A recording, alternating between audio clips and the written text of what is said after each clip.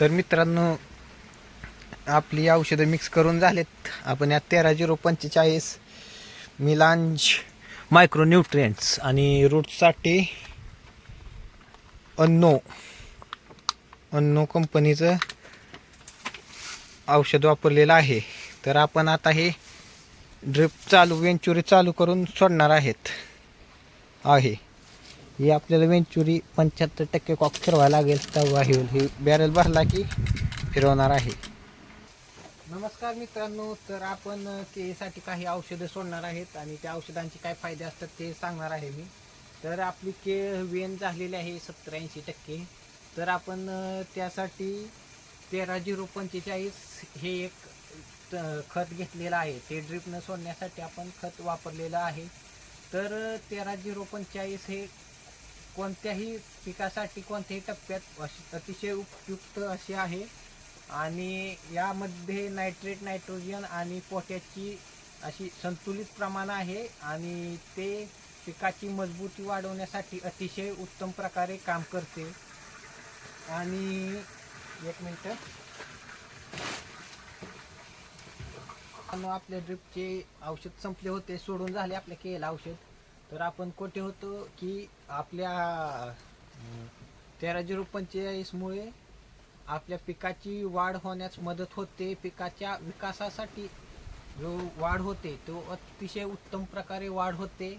आणि दुसरी गोष्ट की 13-0-45 मुळे आपल्या पिकांवर जो ताण पडतो तो ताण सुधारण्यासाठी हे उपयुक्त चांगले खत आहे. आणि दुसरी गोष्ट म्हणजे की या 13-0-45 मुळे आपल्या पिकाची जी 13 नायट्रेट, नायट्रोजन आणि पोटॅशचे जे प्रमाण आहे 13-0-45 ते अतिशय जास्त प्रमाणे मापात असल्यामुळे की आपले पीक जे आहे ते असं मिश्रण व्यवस्थित असल्यामुळे व्यवस्थित प्रकारे शोषण करून घेते आणि आपल्या पिकाच्या वाढीसाठी चांगले होते. आणि जे आपले केळीचे घड किंवा ऊस वगैरे काय आहे दुसरे फळ आहेत त्यांच्यामध्ये साखरेचे प्रमाण वाढवण्यासाठी अतिशय उत्तम प्रकारे काम करते. आणि हे जे 13-0-45 आहे ते आपल्या फळांची गुणवत्ता वाढवण्यात अत्यंत महत्त्वाचे कार्य करते. आणि आपण हे जे 13-0-45 हे ड्रिपने सोडू शकतो किंवा याची फवारणी सुद्धा घेऊ शकतो. मित्रांनो, दुसरे खत असे आपण ॲनो हे घेतलेलं आहे. हे मुळांपासून पिकाच्या टोकापर्यंत रोगप्रतिकार शक्ती वाढवण्यास मदत करते व मुळांसाठी मुळांची वाढ होण्यात चांगल्या प्रकारे अशी मदत करते. जैविक आणि अजैविक व्यवस्थापित करण्यात हे खत अत्यंत महत्त्वाचे चांगले आहे. ॲनो हे खत अत्यंत चांगले आहे. ॲनो हे खत वापरल्याने पिकाचे प्रमाण व गुणवत्ता वाढवण्यास मदत होते. आणि बदलत्या वातावरणात आता कधी थंडी पडते, कधी अचानक ऊन पडतं, पाऊसही आला तर त्या वातावरणात ॲनो हे खत आपल्या पिकासाठी रोगप्रतिकार शक्ती वाढवण्यास मदत करते. रोगप्रतिकार शक्तीची चांगली मुळ्यांची वाढ करण्यास ॲनो हे खत अत्यंत चांगले आहे. केळीच्या जी मुळ्या असतात पांढऱ्या मुळ्या वाढण्यासाठी हे खत उपयुक्त ठरते.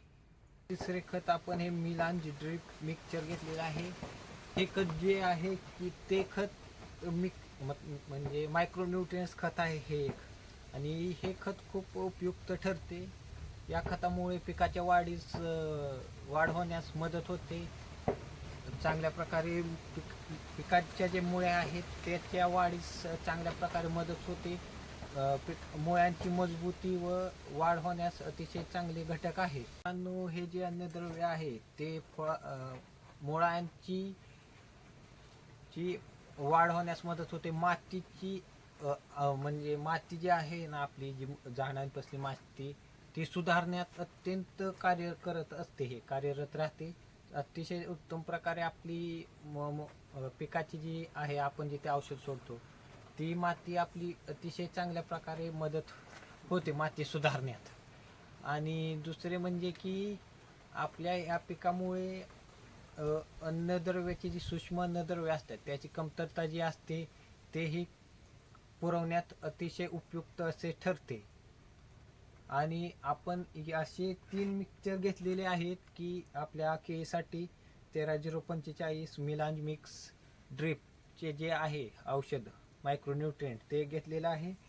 आणि ॲनो हे मुळ्यांसाठी अतिशय कारगर अशी खत, आपण हे 3 खत मिक्स करून आता ड्रिपने सोडलेले आहेत. हे अतिशय कार्यरत राहते, आपल्या पिकाची वाढ होण्यासाठी मदत करते. आपले जे फळ आहेत फळांची वाढ होण्यास मदत होते. कमळ हे अतिशय मोठे वाढ होण्यास होते, कमळ मोठे पडते. आणि अन्नद्रव्यांची कमतरता पुरवतात हे खत. पिकांमध्ये जे साखरेचे प्रमाण जे कमी पडते ते पण हे वाढवण्यास मदत करतात. मुळ्यांची वाढ होण्यासाठी किंवा मातीची आरोग्य सुधारण्यासाठी हे खत अतिशय उपयुक्त असे आहे. तर तुम्ही ला जर सोडायचे असेल खत, आपले अशा परिस्थितीत आहे आता 13-085 कोणत्याही आपण परिस्थितीत वापरू शकतो. वेगवेगळ्या जे आपले अवस्था असतात पिकांच्या त्यासाठी आपण हे वापरू शकतो. मिलांज हे पण आपण वापरू शकतो. ज्यावेळेस आपली मुळी चालत आहे त्यावेळेस आपण ॲनो ही खत वापरू शकतो. आणि जे मायक्रोन्यूट्रिएंट्स आहेत त्या पिकांमुळे आपल्या